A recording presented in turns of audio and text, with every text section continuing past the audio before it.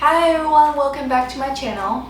Today we're going to talk about consulting methodologies including waterfall methodology, agile methodology, as well as hybrid agile methodology. And I apologize to the English speakers who have been watching my channel. For the last video, I didn't have time to post any English subtitle, but I will add a subtitle to my last video. And because I feel like last video and this video will be beneficial for both English speaker audience as well as Chinese audience, so I will try my best to cover all the audience. And so for this week's video, I'm gonna talk in English, so hopefully we will not have any issue. Okay, let's get started. So the first consulting methodology that I want to introduce is waterfall methodology. So what is waterfall methodology? Waterfall methodology is the most traditional methodology that's been used in consulting projects. Basically, waterfall methodology just follows a sequential order of the project lifecycle. For example, once you finish the user requirement gathering, you have to move on to the functional design. If the client wants to add some additional user requirements, once they are already in the functional design cycle, they cannot do that. They have to make sure that they have all the user requirements ready when the consulting firm gathers user stories, and then the client will provide sign-off by the end of the user requirement gather cycle. And for each cycle is the same. They need to make sure that they have everything covered, and then the consulting team submit their deliverable to the client and then move on to the next cycle. There's nothing can make them go back to make any additional changes. So this is waterfall. It's very strict, it's not flexible at all. It's very traditional. Less and less companies are considering use waterfall just because it is not very flexible. It cannot satisfy client requirements all the time.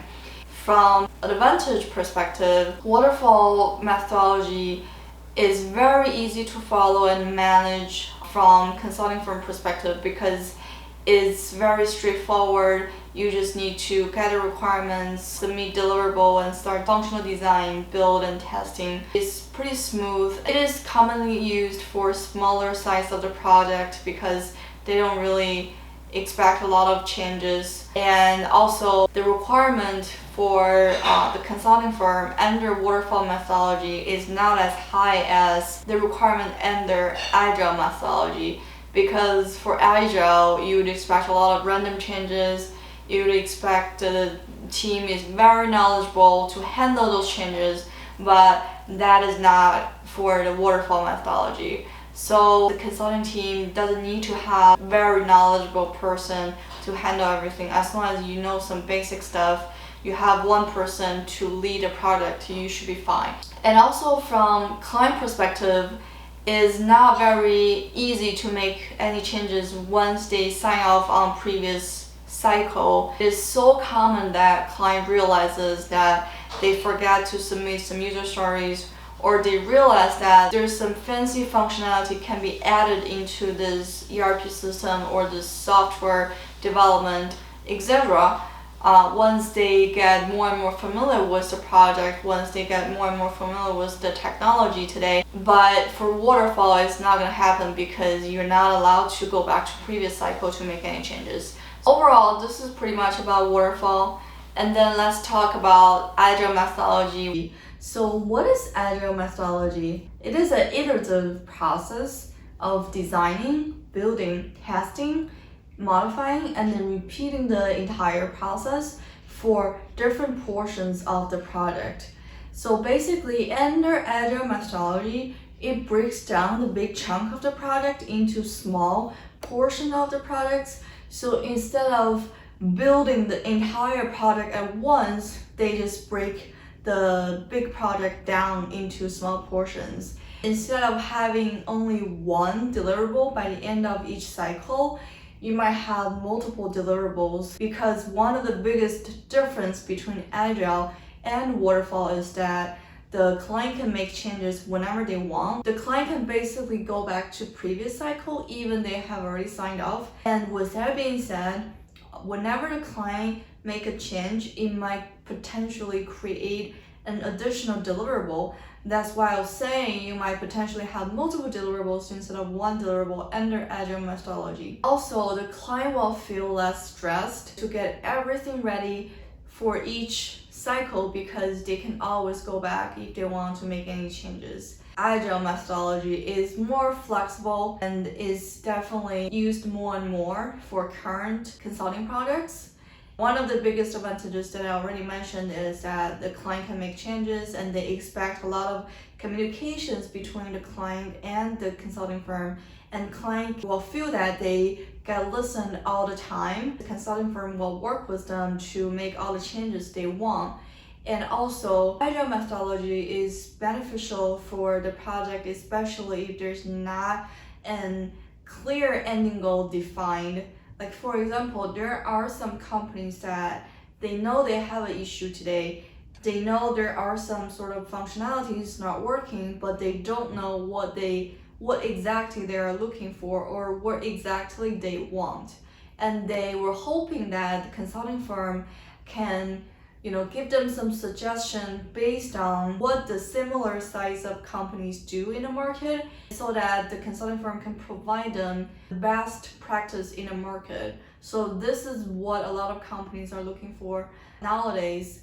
And with that being said, if they are looking for the consulting firm to provide those kind of information, you will expect a lot of changes, a lot of communication back and forth between client and the consulting firm. That's why Agile is probably one of the best options that most clients would want. Also, by breaking down the big chunk of project into iterations, it can really help the product team to only focus on a small portion of the project so that they can improve their product quality. So that is also very important. At the same time, there are some disadvantages, of course. By using Agile methodology, you'd expect that someone from your team or the entire team has to be very knowledgeable to handle some random changes or provide the best practice to the client. The requirement of that is definitely higher than the requirement for waterfall projects. Also, whenever the client makes a change, it potentially requires the project plan to be changed. So the project plan might need to be updated constantly in order to coordinate with the changes that client wants to make. So with that being said, the due dates can keep changing constantly, which can make the project a little bit disorganized because of that. Also, the project can potentially last for years due to uncertainty of the timeline or uncertainty of the changes that the client wants to make during the project. So those are kind of the disadvantages of using Agile methodology. And today, even though more and more company wants to use Agile methodology, it's very hard for a lot of consulting firms or the product teams to fully using Agile methodology because the team and the client from both sides really need to put in a lot of efforts, commit a lot of time on this project. If client keeps making changes, the project could last forever. Even though this methodology is very popular, it's very, very hard for the team to start using it.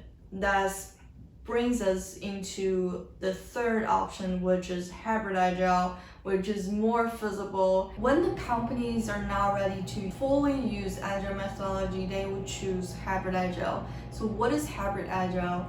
It's basically the combination of waterfall methodology and agile methodology.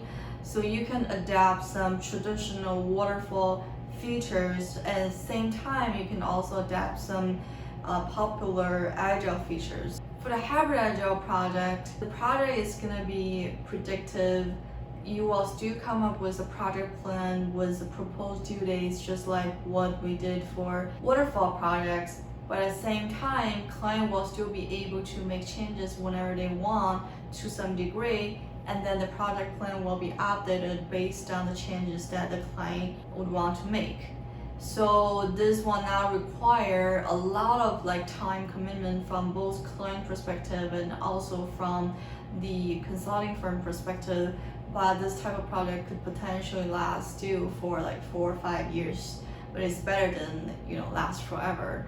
This is pretty much about the hybrid agile methodology. It is not as extreme as agile, it's more like in the middle, and the client and the consulting firm are more comfortable to use this one instead of jumping to agile directly. So this is the purpose of hybrid agile. I can give you an example because most of my clients that I dealt with before used hybrid agile methodology. I worked on a project and we were able to gather all of their requirements except one requirement, which would need some assessment for the downstream systems. And without the assessment of downstream system, whatever the requirement we provide might not be fully valid. However, the assessment of downstream systems could potentially take for months. So the product cannot stop because of that, and we need to keep moving. So what we did is that the consulting team proposed a requirement based on our experience and our knowledge, and then we were able to pass along the whole package of the requirements to the development team so that they can start developing, so that one single requirement will not delay the entire product. Whenever we get the assessment from the downstream system, we will make some corresponding changes if we need to, and same for the development team, they will make some changes as well. So this is very typical hybrid agile or agile type of project. Nothing can prevent you keep moving the project, but you can always go back to make some changes. This is pretty much all I want to talk about today. Hopefully this video is helpful, and this is just based on my 2 years of consulting experience.